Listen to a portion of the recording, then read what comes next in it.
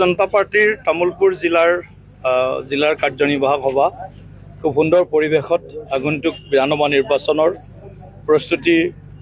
সন্দৰ্ভত আৰু আমি কিদৰে আমাৰ সংগঠন তৃণমূল পৰ্যায়ত আৰু অধিক শক্তিশালী কৰিম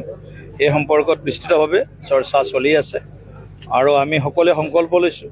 যে ২৬ত বিজেপিৰ নেতৃত্বত এখন NDA চৰকাৰ অসমত তৃতীয় কাৰ্যকালৰ বাবে আমি ৰাইজৰ আশীৰ্বাদ যাতে লাভ কৰিব পাৰোঁ তাৰ কাৰণে আমি সকলোৱে দেহে কেহে অহা ১০০টা দিন বা ১০০টা দিনৰ হয়তো কমো হ'ব পাৰে এতিয়া গতিকে আগন্তুক সময়খিনি আমি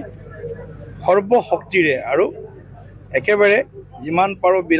বিশ্ৰামহীনভাৱে আমি কাম কৰি যাম